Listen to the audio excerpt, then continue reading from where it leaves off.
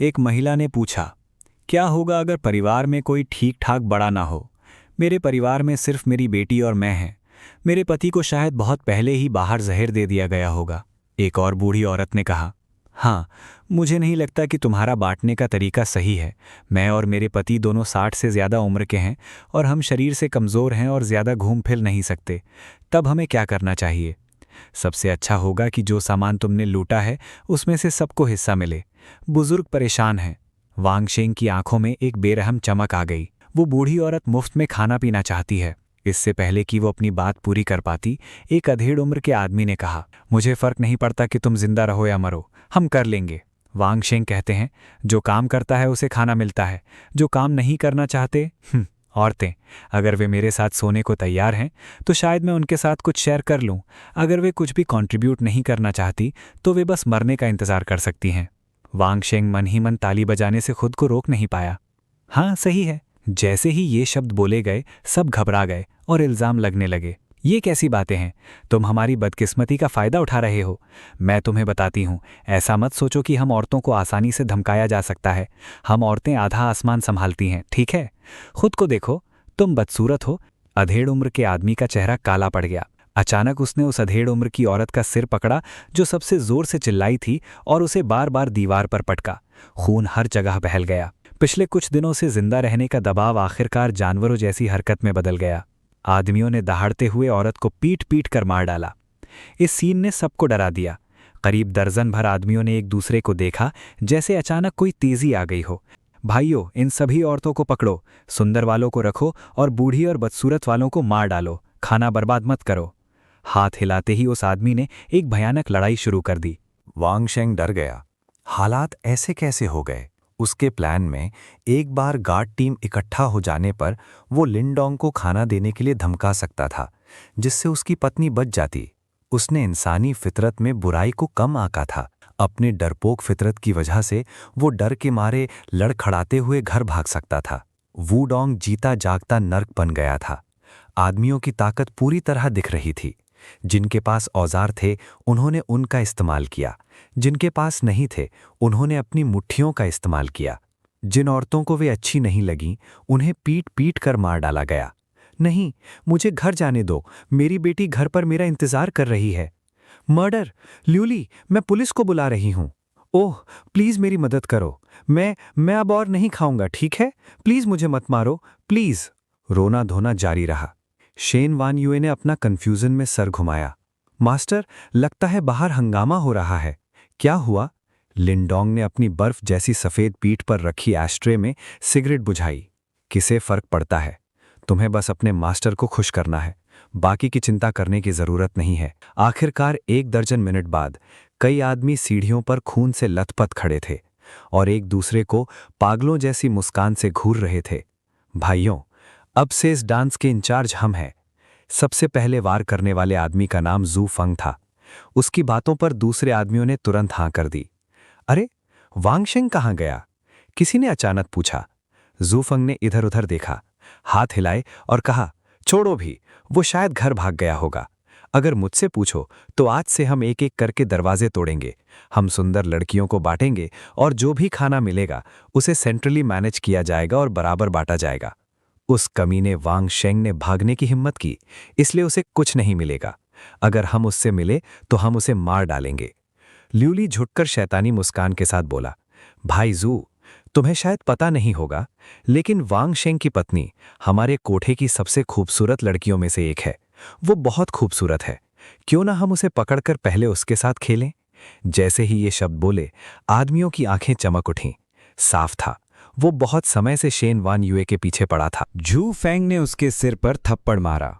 अरे छोटे बदमाश, तुम्हारा सामान जमने से सिकुड़ गया है। और क्या चाहिए? क्या तुम्हें बर्फ की मूर्ति बनने का डर नहीं है? पहले खाने पर ध्यान देते हैं। एक बार जब हमारा पेट भर जाएगा तो हम सारा फर्नीचर आग के गड्ढे में फेंक देंगे। फिर इस बिल्डिंग की कोई भी औरत हमारी पकड़ से बच नहीं पाएगी। सबने सिर हिलाया, लगभग चुपचाप सहमत थे। कई दिनों से सब भूखे मर रहे थे। बड़े पैमाने पर सफाई शुरू हुई, लेकिन ये अकेलापन नहीं था। लियांगमैंग ने रहने वाले इलाके के सभी आदमियों के लिए एक अच्छी मिसाल कायम की। दूसरी बिल्डिंगों में आदमी पहले ही एक हो गए थे। घर घर जाकर खाना ढूंढ रहे थे और औरतों को पकड़ रहे थे। चारों तरफ अफरा तफरी मची हुई थी। बिल्डिंग 3 403 लिंगज्यू यहाँ अकेली रहती थी। वो एक लाइव स्ट्रीमर थी जिसे स्नैक्स बहुत पसंद थे और उसने काफ़ी सारे स्नैक्स जमा कर रखे थे जिससे वो दूसरों से ज़्यादा समय तक टिकी रही। लेकिन अब लिंगज्यू की मौत करीब आ रही थी। बिल्डिंग 3 में 20 से ज़्यादा आदमियों के एक ग्रुप ने एक डकैती करने की टीम बना ली थी जो हर घर में घुस रहा था। नतीजा तो पहले से ही पता था। पीप होल से लिंगज्यू ने अपार्टमेंट 401 का दरवाज़ा खुला हुआ देखा। चाकू लिए उस आदमी ने अपनी पत्नी को बचाने की कोशिश की, लेकिन उसे डंडों से पीट पीट कर मार डाला गया। फिर उन्होंने फर्नीचर जला दिया और उसके साथ बुरा बर्ताव करने लगे। भले ही सिक्योरिटी दरवाज़ा साउंड प्रूफ था, लिंगज्यू उस औरत की दिल दहला देने वाली चीखें सुन सकती थी जिससे वो डर गई। उसे क्या करना चाहिए था? लिंगज्यू को लगता था कि वो उस औरत से कहीं ज़्यादा सुंदर है। अगर इन आदमियों को उसका पता चल गया तो उसकी किस्मत शायद। इससे भी बुरी बात यह थी कि लिंगज्यू को अचानक वो आदमी याद आ गया जो उसे कल अंडरग्राउंड पार्किंग गैराज में मिला था। उसने कहा था कि वो बिल्डिंग 5 अपार्टमेंट 301 में रहता है। उसे उसकी मदद लेने का कोई तरीका ढूंढना था। बाहर का अफरा तफरी देखकर लिंगज्यू को पता चल गया कि वे जल्द ही उसके अपार्टमेंट में घुसने वाले हैं। वो दौड़कर बालकनी में गई। किस्मत से उस दिन बर्फ नहीं गिरी थी। खिड़कियों से बर्फ ध्यान से हटाकर उसने तुरंत एक खिड़की खोली और बाहर झांका। बिल्डिंग 3 और 5 ज्यादा दूर नहीं थी, बस लगभग 20 मीटर। खिड़की से वो लिंडोंग की बालकनी देख सकती थी। बिना सोचे समझे उसने सारी बोतलें और जार बाहर फेंक दिए, इस उम्मीद में कि खिड़की टूट जाएगी और लिंडोंग को पता चल जाएगा। लेकिन एक कमजोर औरत होने के कारण उसका निशाना बहुत खराब था। वो कई बार चूक गई। उसकी बेचैनी बढ़ती जा रही थी। उसने सोचा, जल्दी करो, मुझे उसे मारना है। आखिर में स्किन केयर प्रोडक्ट की एक बोतल ठीक कांच पर गिरी। कांच जोर से टूट गया। लिंडोंग खतरे से बेखबर कुछ नोटिस किया और बालकनी में चला गया। उसने भौहें चढ़ाईं और बाहर देखा तो लिंगज्यू हाथ हिला रहा था। जल्दी आओ, मुझे बचाओ, वे अंदर घुसने की कोशिश कर रहे हैं। तेज आवाज ने तुरंत दूसरों का ध्यान खींचा। अरे, मुझे औरत की आवाज क्यों सुनाई दे रही है? अपार्टमेंट 401 में औरत पर हमला करने वाला आदमी कंफ्यूजन में खड़ा हो गया। सोफे पर एक मस्कुलर आदमी सिगरेट पी रहा था। उसकी आंखें सिकुड़ी हुई थीं और वो दरवाजे की तरफ देखने के लिए मुड़ा। ऐसा लग रहा था कि आवाज इसी मंजिल से आ रही है। उस आदमी का नाम झेंग दाजुन था, जो तीसरी बिल्डिंग का बॉस था। उसका एक अंडरलिंग जल्दी से पास आया। बॉस, आवाज 403 से आ रही है। इस अपार्टमेंट में एक औरत है। झेंग दाजुन ने अपनी सिगरेट बुझाई और धीरे से खड़ा हो गया। तो चलो दरवाज़ा तोड़ कर देखते हैं। मुझे क्यूरियस लग रहा है, वो किससे मदद मांग रहा है। झेंग दाजुन ने हाथ हिलाया और अपने आदमियों को 403 की तरफ ले गया। जल्द ही दरवाज़ा खोलने की आवाज़ आई। लिंगज्यू और भी डर गई और तुरंत लिंगडोंग से मदद के लिए चिल्लाई। वे आ रहे हैं, जल्दी करो, प्लीज़ मुझे बचाओ। लेकिन लिंगडोंग को बिल्कुल भी जल्दी नहीं थी। उसने अपनी बाहें क्रॉस की और हंसते हुए कहा, तुम्हें बचा रहा हूं। क्या तुम्हें पता है कि इसके लिए तुम्हें क्या कीमत चुकानी पड़ेगी? लिंगज्यू चुप थी। उसकी आंखें लाल हो रही थीं। हालात बहुत नाजुक थे और इस आदमी के पास अभी भी उसके साथ फ्लर्ट करने की फुर्सत थी। अगर तुम मुझे बचा सकते हो तो मैं तुम्हारी गर्लफ्रेंड बन जाऊंगी, उसने गुजारिश की। लेकिन लिंगडोंग ने धीरे से अपना सिर हिलाया। मुझे गर्लफ्रेंड की जरूरत नहीं है। लिंगज्यू हैरान रह गई। तो तुम्हें क्या चाहिए? अगले ही पल शेन वान्युए, जो खास तौर पर मेड की ड्रेस पहने हुई थी, धीरे धीरे बालकनी पर चढ़ी और लिंगडोंग की बात मानकर उसके पैरों में झुक गई। इस सीन ने लिंगज्यू को पूरी तरह से हैरान कर दिया। धत तेरी की, ये तो बहुत एक्साइटिंग है। शेन वान्युए के खुले हुए कपड़े देखकर लिंगज्यू बहुत हैरान रह गई। क्या वो सुपरमैन है? क्या उसे ठंड नहीं लग रही? लिंगडोंग मुस्कुराया। शेन वान्युए के बालों को सहलाया और लिंगज्यू को देखा। मैं तुम्हें बचा सकता हूं, लेकिन कीमत उतनी ही होगी जितनी उसकी। क्लिक क्लिक क्लिक, दरवाज़ा जल्दी से खोला गया और ज़ेंग दाजुन और उसके आदमी अंदर दौड़े। उन्होंने देखा कि लिंगज्यू बालकनी से चिपकी हुई मदद की गुहार लगा रही है और अंदर उसके कई पोस्टर और फोटो लगे थे। उसके परफेक्ट चेहरे और फिगर ने सभी को एक्साइटेड कर दिया। भाइयों हुओ, हमने जैकपॉट जीत लिया है। वो सच में एक हीरा है। मैंने पहले कभी ध्यान क्यों नहीं दिया कि इस बिल्डिंग में इतनी खूबसूरत लड़की है। अगर मो परिवार न होता तो मैं खेलने का कोई मौका नहीं। अरे बाप रे, ये तो एक फीमेल स्ट्रीमर है। देखो, उसके पास स्ट्रीमिंग इक्विपमेंट भी है। अपने पीछे से गंदी हंसी सुनकर ज़ैंग दाजुन हाथ जोगे बालकनी के पास आगे बढ़ा। खूबसूरत लेडी, चुपचाप चली आओ, चिंता मत करो, मैं उनसे नरमी से काम करवाऊंगा। लिंगज़्यू के पैर डर से कमज़ोर हो गए। उसे उस आदमी पर बिल्कुल भी यकीन नहीं हुआ। कमरा 401 वाली औरत बहुत दर्द में चिल्लाई थी। उसे बहुत दर्द हुआ होगा। लिंगडोंग की तरफ मुड़कर देखा तो शैन वानयुए पहले ही रेंग कर घर में वापस आ चुकी थी। अंदर लिंगडोंग खिड़की बंद करके वापस अंदर जाने की तैयारी कर रहा था। निराश होकर आखिर में लिंगज़्यू चिल्लाई, मैं तैयार हूं, मैं तुम्हारा कुत्ता बनने को तैयार हूं। इस आदमी के पीछे चलने को शायद सिर्फ वही मेरे साथ खेले, लेकिन अगर बिल्डिंग में ये आदमी सफल हो गए तो कौन जाने कितने लोग मेरे साथ खेलेंगे। मैं मर जाऊंगी। शैन वानयुए ने थोड़ा मजाक उड़ाया। कुत्ता कौन है? वो एक नौकरानी है, लेकिन आजकल उसमें और कुत्ते में ज्यादा फर्क नहीं रहा। तुम किससे मदद मांग रहे हो? ज़ैंग दाजुन ने हैरानी से पूछा। वो जल्दी से लिंगज़ू के पास गया, लेकिन इससे पहले कि उसका बड़ा हाथ उसे पकड़ पाता, उसने देखा सड़क के उस पार वाली बिल्डिंग में एक जवान आदमी खिड़की पर चढ़कर तैयार खड़ा था। वो क्या करने वाला था? आत्महत्या करने के लिए कूदना? 1 सेकंड बाद एक जोरदार धमाका हुआ और लिंगडोंग अचानक बाहर निकला। 2 बिल्डिंगों के बीच खुली जगह में छलांग लगाते हुए सीधे अपार्टमेंट 403 की बैल्कनी की ओर बढ़ा। हे भगवान! ज़ैंग दाजुन चौंक गया। एक साइज 44 फुट का आदमी उसके पीछे आया। उसने बिना किसी बचाव के सीधे उसके चेहरे पर लात मारी। हुआंग बाओ के जोर ने उसे उड़ा दिया, जिससे कुछ लोग गिर गए। धत तेरी की, बॉस तुम ठीक हो? और मेरी पीठ टूटने वाली है। बॉस को किसने लात मारी? हे भगवान, क्या वो हवा में कोई सुपर ह्यूमन है? लिंगडोंग सुरक्षित रूप से लैंड कर गया। थोड़ा हैरान था।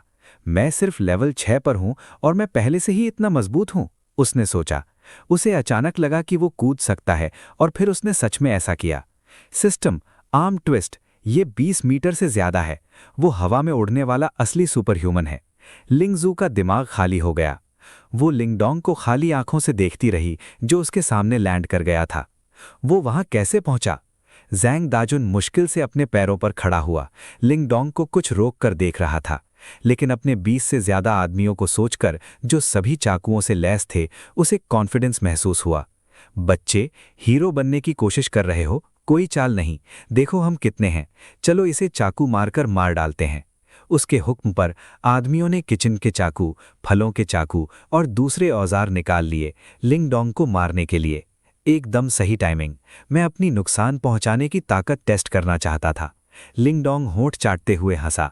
उसका इरादा बंदूक चलाने का नहीं था, बल्कि उसने अपना मुक्का उठाया और पास खड़े आदमी पर जोर से मारा। धमाक! मुक्का बहुत जोरदार था, जिससे वो तुरंत मर गया। उसका सिर फटे तरबूज की तरह फट गया। मांस और खून कई चेहरों पर फैल गया। कुछ ने तो कुछ कर पाने से पहले ही उसे निगल लिया। ये सीन देखकर सब डर गए, जिससे उन्होंने जोर से ब्रेक लगाए और लिंगडोंग को बुरी तरह घूरने लगे। ज़ैंग दाजुन का जबड़ा लगभग खुला रह गया। धत्तेरी की, ये आदमी तो सुपर ह्यूमन है। ये कैसी खतरनाक ताकत है? लिंगज़ू ने अपने चेहरे पर गर्म खून महसूस किया। उसकी आंखें पीछे की ओर मुड़ गईं और वो बेहोश हो गई। लिंगडोंग हैरानी से उसकी मुट्ठी को देखता रहा, फिर उस आदमी का क्लीवर उठाया और उन पर ताना मारा। जेंटलमैन, तो ये पत्नी और बेटियों के लिए डिलीवरी सर्विस है। जल्द ही लिंगज़ू का घर नर्क बन गया। सिर्फ आधे लोग ही बच पाए। लिंगडोंग अपार्टमेंट 403 से बाहर निकला। ये देखकर कि कॉरिडोर पूरी तरह से सुनसान था, उसने अपना कुंद क्लीवर फेंक दिया। बचाओ, बचाओ! अपार्टमेंट 401 का दरवाज़ा खुला हुआ था। मरती हुई औरत दरवाजे तक पहुंची, लिंगडोंग से मदद की गुहार लगा रही थी। लिंगडोंग ने देखा, ये औरत, खैर वो काफ़ी। वो औरत जो औसत से ज़्यादा दिखती थी, 30 या 40 साल की लग रही थी। अगर दुनिया ख़त्म ना भी होती तो भी वो एक ताकत होती, लेकिन बदकिस्मती से उन लोगों ने उसे बर्बाद कर दिया था। शायद मौत से पहले ये उसकी आखिरी एनर्जी थी। मुझे बचा लो मेरी बेटी, उसने गुहार लगाई। उसकी आंखें उम्मीद से भरी हुई थीं जब उसने लिंगडोंग को देखा। कोई दिलचस्पी नहीं है, लिंगडोंग ने कहा और जाने के लिए मुड़ा। उसकी आंखों की रोशनी कम हो गई और उसने अपना सिर जोर से जमीन पर पटक दिया।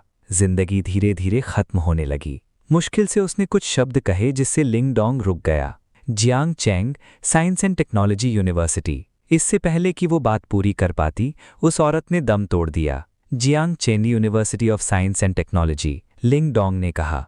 उसने अपनी आंखें थोड़ी सिकोड़ लीं। इससे उसकी दिलचस्पी बढ़ गई, क्योंकि उसकी ex girlfriend Zhao you Fei भी इसी स्कूल से थी। लिंग डोंग ने उस औरत की बॉडी पर नजर डाली, आह भरी और उसके घर में चला गया। उसका पति खून से लथपथ पड़ा था। उसकी आंखें मौत में खुली हुई थीं। जल्द ही लिंग डोंग को 3 लोगों के परिवार की एक फोटो मिली और उसकी आंखें चमक उठीं। औरत की बेटी बहुत खूबसूरत थी। जवानी वाली एनर्जी बिखेर रही थी और जब वो मुस्कुराती थी तो उसके गालों पर प्यारे डिंपल पड़ते थे। लिंग डोंग ने अंदाज़ा लगाया कि वह कम से कम मजाक उड़ाने लायक औरत तो है और उसकी रेटिंग शेन वानियों से ज़्यादा होनी चाहिए। वह नौकरानी बनने के लिए सही कैंडिडेट थी। लिंग डोंग उस लड़की का नाम जानता था, चेन युनशी। चेन युनशी की फोटो को एक तरफ रखकर लिंग डोंग कमरा 403 में वापस आ गया। उसने लिंग जू को थप्पड़ मारा। लिंग जू ने धीरे से अपनी आंखें खोलीं। लिंग डोंग को खून से लथपथ देखा और उसका घर पूरी तरह से नर्क का दृश्य था। लिंग डोंग ने उसे थप्पड़ मारा, चिल्लाया, तुम किस बारे में चिल्ला रही हो? यहाँ बहुत शोर है। लिंग जू वास्तविकता में वापस आई। लिंग डोंग को अहंकार के संकेत के साथ देखा। पूरा शरीर कांप रहा था। चलो मेरे साथ वापस आओ। लिंग डोंग उठकर बाहर चला गया। कमरे में भरी लाशों को देखकर लिंग जू को मतली महसूस हुई और उसके पैर कमजोर हो गए। लेकिन लिंग डोंग पहले ही दरवाजे से बाहर निकल चुका था। भयभीत उन्हें इमारत से बाहर चढ़ना पड़ा। वह आज्ञाकारी होकर सीढ़ियां चढ़ गई और अंडरग्राउंड पार्किंग गैराज से वापस जाने का इरादा किया। लिंग जू के बाहर जाने के बाद उसने कमरा 401 में उस औरत की लाश भी देखी। उस पर दुख की लहर दौड़ गई। अंत आ रहा था। एक औरत की किस्मत में सिर्फ 2 चीजें थीं, या तो किसी ताकतवर आदमी का खिलौना बन जाना या ताकतवर आदमियों के ग्रुप का खिलौना बन जाना, और कोई गुंजाइश नहीं थी।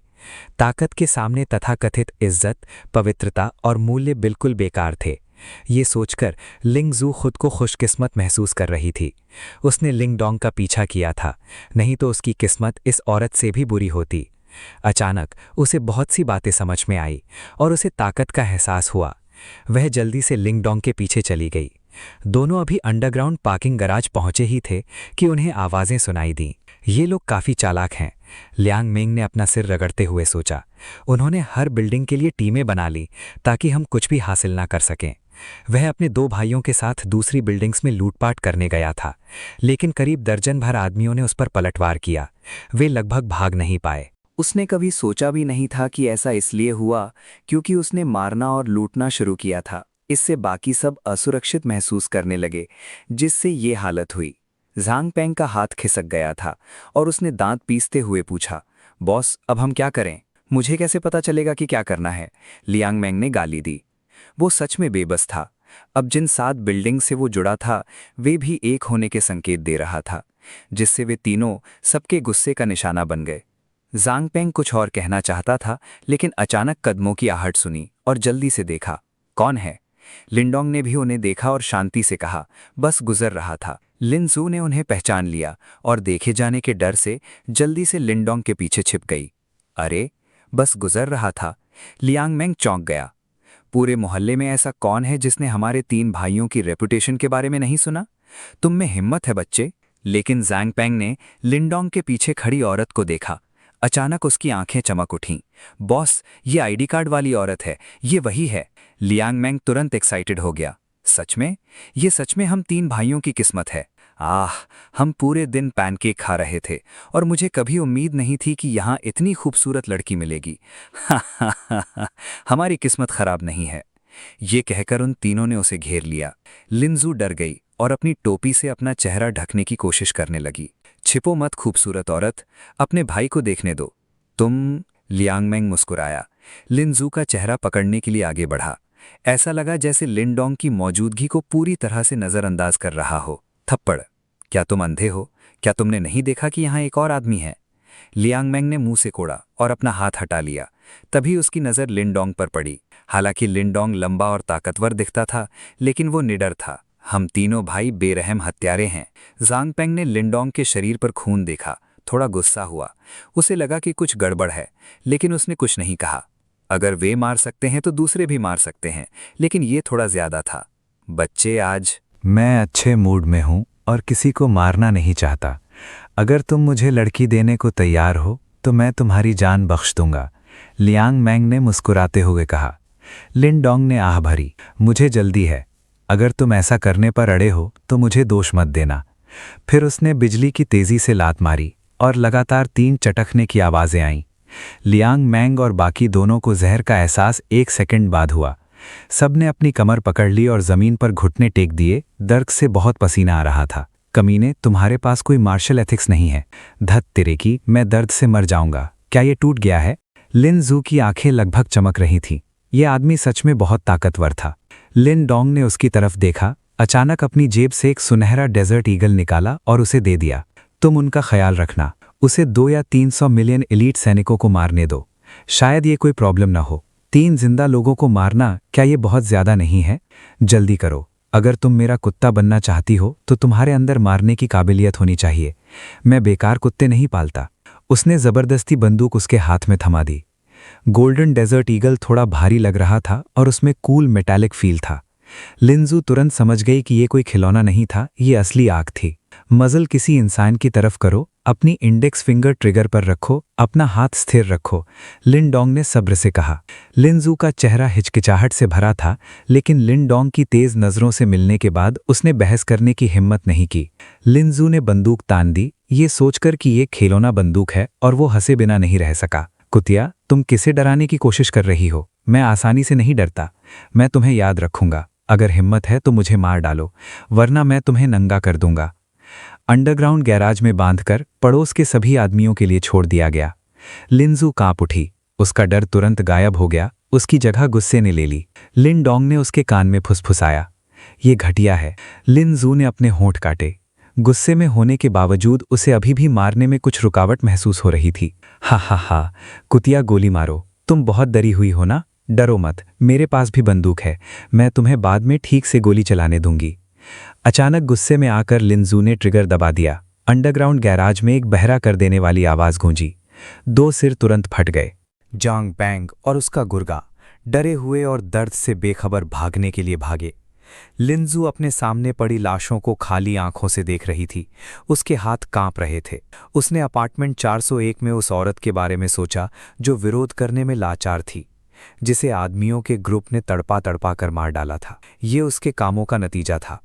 उसे जल्द से जल्द विरोध करने की काबिलियत ढूंढनी थी, नहीं तो उसका भी वही हाल होता जो उस औरत का हुआ था। कहने की जरूरत नहीं कि लिंजू के ख्याल तेजी से बदल गए। उसने तुरंत झांग पैंग को पकड़ा, अपनी बंदूक उठाई और गोली चला दी। दर्द, दर्द, दर्द। लिंजू के चेहरे पर घबराहट होने लगी। वो तब तक नहीं रुकी जब तक उसने झांग पैंग को गोलियों से छल्ली नहीं कर दिया। ठीक है, वो मर गया। लिन डोंग ने खुशी में सिर हिलाया और अपनी बंदूक वापस ले ली।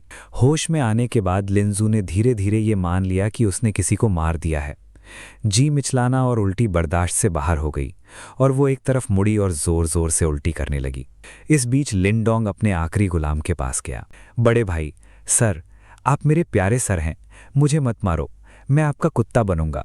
आप मुझे बता सकते हैं कि किसे काटना है। आप जिसे चाहेंगे मैं काट लूंगा। मेरी जान बख्श दो। गुलाम डर गए और रोने लगे। उनकी पैंट गीली हो गई थी। लिन डोंग ने त्योरियां चढ़ाईं, हाथ उठाया और गोली चला दी। वो भूल गया, मर्द नहीं करते। फिर वो चुपचाप लिंजू के उल्टी खत्म होने का इंतजार करने लगा। काफी देर बाद लिंजू, जिसके पास उल्टी करने के लिए कुछ नहीं बचा था, लाल आंखों से उसके पास आई। वो कुछ कहना चाहती थी लेकिन हिम्मत नहीं हुई। चलो घर चलते हैं, लिन डोंग ने कहा और वूडोंग की तरफ बढ़ गया। लिंजू ने जमीन पर पड़ी लाशों और कल लियांग मैंग द्वारा मारे गए लोगों की लाशों को देखा। उसका दिल धीरे धीरे कठोर होता गया। उसे मजबूती से जीना था।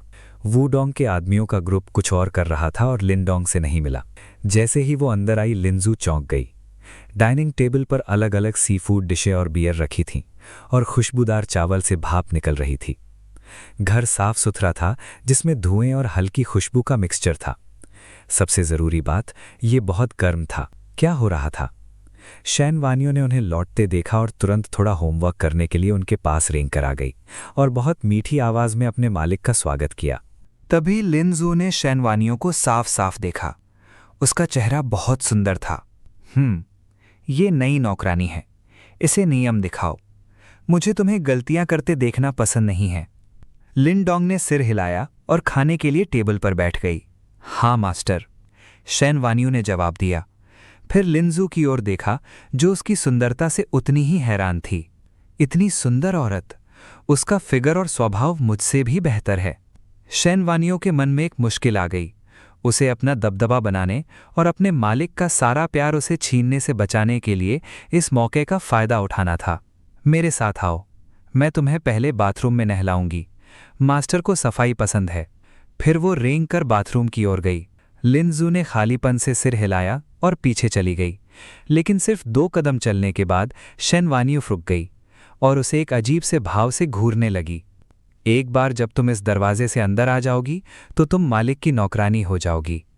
नौकरानी का नियम: सबसे पहले मालिक की इजाज़त के बिना जमीन पर घुटने टेको।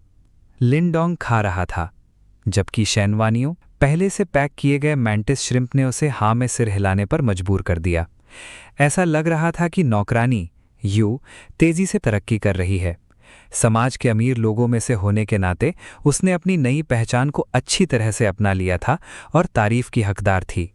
डाउन जैकेट के बिना लिनजू का शानदार फिगर पूरी तरह से दिख रहा था, जिससे वो बहुत खुश थी। बाथरूम में शेन वानियों ने लिनजू को नहाने में मदद की। दोनों में से कोई भी औरत नहीं बोली। बहन, बहन तुम यहाँ क्यों हो? जो नहीं पूछना चाहिए वो मत पूछो। तुम्हें अपने मालिक की इज्जत करनी होगी, वरना। लिनजू चुप रही। उसे समझ नहीं आ रहा था कि दूसरी औरत ऐसी बनने के लिए क्या क्या झेल चुकी है। लिनजू के शानदार फिगर को देखकर शेन वानियों का मुश्किल का एहसास और मजबूत हो गया और उसका स्पर्श और भी जोरदार हो गया, जिससे लिनजू लगभग बेहोश हो गई। बहन, हमें कब बचाया जाएगा? लिनजू ने फिर भी कहा। ऐसी बातें दोबारा मत कहना, शेन वानियुए ने अपनी हरकतें रोकते हुए कहा। हमारे मालिक से मिलना ही एक बचाव है। क्या तुम्हें नहीं पता कि मालिक के बिना हम जैसी औरतों का क्या होगा? लिनजू चुप रही। वो स्वाभाविक रूप से जानती थी ये ठीक आधे घंटे पहले उसकी आंखों के सामने हुआ था। अब से तुम यहाँ मेरे साथ ठीक से रहोगी। इज्जत, पवित्रता, मूल्य, इन्हें टॉयलेट में फेंक दो। जिंदा रहना किसी भी चीज से ज्यादा जरूरी है। शेन वानियुए ने आखिरी बार डांटा, फिर अपने पति के बिगड़े हुए व्यवहार को एक एक करके बताना शुरू किया। लिनजू बहुत शर्मा गई। आधे घंटे बाद लिनजू, खास तौर पर महिलाओं के कपड़े पहने हुए, शेन वानियुए के बाहर जाने के बाद, मालिक, उसने नहाना खत्म कर दिया है। उसने अभी अभी खाना खत्म किया था और एक ड्रैगन फ्रूट उठाकर उसके सामने फेंक दिया। शाबाश, ये तुम्हारे लिए इनाम है। शेन वानियुए बहुत खुश हुई। धन्यवाद मालिक। लिनजू ने जलन से देखा। आखिर में खाने के लिए गर्मा गर्म ड्रैगन फ्रूट भी है। ये तो शानदार है। लिनडोंग ने उसे देखा। उसके चेहरे पर धीरे से मुस्कान फैल गई। सिस्टम एक्टिवेट हुआ। मेड 2, Linju, measurement 46G238, system rating 85, current strength level 1, मेड आउटफिट। लिनडोंग ने सिस्टम पैनल डेटा देखा और खुशी से सिर हिलाए बिना नहीं रह सका। ऐसा लग रहा था कि म्यूजिक प्लेटफॉर्म पर स्ट्रीमर सिर्फ ब्यूटी फिल्टर और हाईटेक टैलेंट का ही इस्तेमाल नहीं कर रहे थे, कुछ के पास असली स्किल्स थीं, जैसे एकदम नेचुरल लिनजू। रेजिडेंशियल एरिया में हालात और खराब होते जा रहे थे। हर बिल्डिंग का अपना बिल्डिंग किंग था, जो माफिया जैसा एक हिंसक ऑर्गेनाइजेशन बना रहा था और पूरी बिल्डिंग पर हावी था। औरतें पूरी तरह से। दिन भर अपने खाली समय में लोग कभी कभी बेइज्जती बर्दाश्त नहीं कर पाते थे और बिल्डिंग से कूद जाते थे। बर्फ से ढकी जमीन लगातार उनके नर्वस सिस्टम को भर देती थी। जू फेंग ने 1 दर्जन आदमियों को अंदर बुलाया और सामान बांटना शुरू किया। उसने कहा, आज के नतीजे काफी अच्छे हैं। हमने 23 घरों में घुसकर 10 पैकेट नूडल्स, मिनरल वाटर की 3 बड़ी बोतलें, 2 स्कूटर और 14 पैकेट इंस्टेंट नूडल्स लिए हैं। जू फेंग काफी हैरान था। ये सामान ज्यादातर ऐसे घरों से लिया गया था जहां कोई जिंदा नहीं था। उसने उन्हें इस बात को नज़रअंदाज करने के लिए धन्यवाद दिया कि वे पहले दिन ही मर गए थे और कोई भी सामान बर्बाद नहीं किया। आज की फसल ही उन्हें 2 दिन खिलाने के लिए काफ़ी थी। सामान के अलावा हमने ये भी, एक आदमी ने पूछा, बॉस, हम कब जा रहे हैं? चलो वांगशिंग की पत्नी को पकड़ते हैं और कुछ मज़ा करते हैं। आज हमने जितनी भी औरतें पकड़ी हैं, उनमें से कोई भी उसके जितनी सुंदर नहीं है। दूसरों ने कहा, हाँ बॉस, वो सच में एक हीरा है। चलो उसे जल्दी पकड़ते हैं और उसके साथ जल्दी मज़ा करते हैं। उन्होंने आगे कहा, पिछले महीने जब वांगशेंग की शादी हुई तो मैंने उसकी पत्नी को दूर से देखा और कई फोटो भी लिए। उस रात मैं फोटो देखने कई बार आया। सच कहूं तो मैंने उसे पहले कभी नहीं देखा। क्या वो सच में इतनी सुंदर है? मैं तुमसे झूठ क्यों बोलूंगा, वो किसी भी टीवी स्टार से बेहतर है। उन्होंने आगे कहा, जैसा कि कहा जाता है, पहले सब भूखे मर रहे थे, इसलिए वे इस तरह की चीज़ों के बारे में ज़्यादा नहीं सोचते थे। लेकिन अब जब हम पेट भर कर खा रहे हैं और गर्मी के लिए जलाने के लिए अनगिनत फेंके हुए कपड़े और फर्नीचर हैं, तो हम ये कहावत तो नहीं तोड़ सकते कि मर्द अपनी छोटी सोच से चलते हैं, है ना? ज़ूफेंग को भी दिलचस्पी हो गई। तुम समझ रहे हो मेरा क्या मतलब है? भाइयों में से एक ने औरतों को देखते हुए कहा। बाकी लोग डरकर मेरे साथ भाग गए। ज़ूफेंग को याद आया कि उसने पहले तीसरी मंजिल पर एक बहुत सुंदर औरत को लिफ्ट से उतरते देखा था। वे काले मोजे पहने पैर बिल्कुल शानदार थे। उसे भी वैसी ही इच्छा हो रही थी। 301 डिनर के बाद लिनडोंग आराम से सोफे पर लेटा हुआ डेजर्ट का मजा ले रहा था। मास्टर, कुछ अंगूर खा लो। लिंगजू ने एक प्यारी सी मुस्कान के साथ कहा। एक अंगूर लिया और उसे अपने नाजुक लाल होठों में पकड़कर धीरे धीरे पास लाते हुए, अंगूर? क्या ये तुम्हारा पहली बार नहीं है? कितनी माहिर हो। शेन वान्युए गुस्से में थी। सच में एक स्ट्रीमर होने के लायक है। वो एक प्रोफेशनल है। कई तरह की लुभावनी टेक्निक का इस्तेमाल करते हुए शेन वान्युए तुरंत पीछे रह गई। बिल्कुल नहीं, अगर ऐसा ही चलता रहा तो मैं उसका फेवर खो दूंगी। एक पल सोचने के बाद शेन वान्युए ने रेड वाइन उठाई। मास्टर, प्लीज थोड़ी पी लो, उसने कहा। एक छोटा सा घूंट लिया और उसे अपने मुंह में रखकर बहने दिया। रेड वाइन बर्फ के जैसे सफ़ीद बाथटब में बह रही थी, जिससे एक ज़बरदस्त विजुअल इम्पैक्ट बन रहा था। हालांकि जैसे ही उसने बोतल को वापस कॉफ़ी टेबल पर रखने की तैयारी की, वो एक पल के लिए भूल गई और बोतल पलट गई। ओह नहीं! एक पल में शेन वान्ग्यू ने बिना सोचे समझे तेजी से हाथ बढ़ाकर बोतल पकड़ ली। ये सीन बहुत तेजी से हुआ, लेकिन लिनडोंग ने फिर भी इसे नोटिस किया। उसके होठों पर एक अजीब सी मुस्कान आ गई। लिंगजू ने कहा, बहन, कितना तेज रिएक्शन! दत्त तेरी की, तुमने इसे तोड़ क्यों नहीं दिया? फिर मालिक तुम्हें पसंद नहीं करेंगे। साफ था, दोनों औरतों के बीच एक हल्का सा पावर स्ट्रगल चल रहा था। शेन वान्ग्यू इस सीन को खाली आंखों से देख रही थी। वो अपने ही हाथ के रिएक्शन की स्पीड से पूरी तरह हैरान थी। तबाही से पहले भी, जब उसका शरीर एकदम सही हालत में था, उसने इतनी तेजी से रिएक्ट नहीं किया था। फिर शेन वान्ग्यू ने खुद को संभाला और तुरंत रेड वाइन वापस कॉफ़ी टेबल पर रख दी। प्रैक्टिस के साथ उसने झुककर कहा, मास्टर, इस नौकरानी से लगभग गलती हो ही गई थी। प्लीज़ मुझे सज़ा दो मास्टर। फिर उसने अपना सिर पीछे झुका लिया। उसका चेहरा लाल हो गया, उसकी आंखें चाहत से भर गईं। लिनडोंग चुप रह गया। सिर्फ एक दिन और तुम्हारी कुछ खूबियां बढ़ गई हैं? लगता है ऑनलाइन कहावत सच है, एक आदमी को जीतने के लिए तुम्हें उसका पेट जीतना होगा, एक औरत को जीतने के लिए तुम्हें उसका पेट जीतना होगा। ये बस दो अलग अलग तरीके हैं। ये अलग है ना? लिनडोंग ने लिंगजू को धक्का दिया, अपनी ठुड्डी को हाथ से ऊपर उठाते हुए हंसा। लगते हैं मुझे कुछ मोमबत्तियां या कुछ और जमा करना होगा। क्या तुमने अपने अंदर बदलाव देखे हैं? शेन वान्ग्यू असलियत में वापस आई, बदलावों को याद करते हुए। ऐसा लग रहा था कि दोपहर से उसे लगा था कि उसकी ताकत काफ़ी बढ़ गई है। वो गलती से चाय के कप के टुकड़े तोड़ रही थी। ऐसा पहले कभी नहीं हुआ था। क्या ऐसा हो सकता है? आखिरकार वो अभी भी एक कमज़ोर औरत थी। लिनडोंग के बिना वो बस एक बच्चे वाली मेमना थी। लिनडोंग ने सिर हिलाया। जब तक तुम एक नौकरानी के तौर पर अपना काम अच्छे से करती हो, तुम्हारी ताकत अपने आप बढ़ जाएगी। उसे बस कड़ी मेहनत करनी है। उसने अपने आप दोनों औरतों के बीच हल्का कंपटीशन देखा। अगर उन्होंने इतना कम समय एक साथ ना बिताया होता, तो उसे एम्प्रेसेस इन द पैलेस ड्रामा का ड्रामा देखना अच्छा लगता। हालांकि उसने ऐसा दिखाया जैसे उसे इस बारे में पता ही ना हो। रहने दो, कंपटीशन से इम्प्रूवमेंट आता है और आखिर में उसे ही फायदा होगा। अब जब शेन वान्यू सिर्फ लेवल 2 पर पहुंची है, तो उसके पास पहले से ही एक बड़े आदमी से ज्यादा ताकत और स्पीड है। उसकी अपनी लिमिट क्या है? शेन वान्यू ने एक्साइटेड होकर सिर झुकाया। हाँ मास्टर। उसका दिमाग तेजी से चलने लगा। वो जानती थी कि उसके लुक्स और तरीके लिनजू से कमतर हैं। लंबे समय में मास्टर का फेवर पाने के लिए उसे कोई दूसरा तरीका खोजना होगा, जैसे अपने स्टैंडर्ड कम करना। लिनजू पूरी तरह कंफ्यूज थी।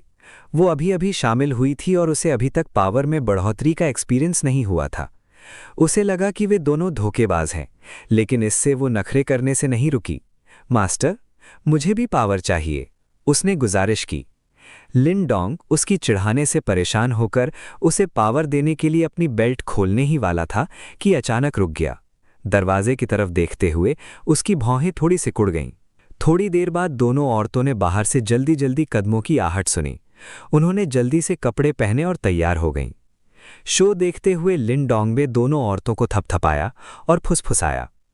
हमेशा घर पर 18+ वाले काम करते रहना बहुत बोरिंग होता है।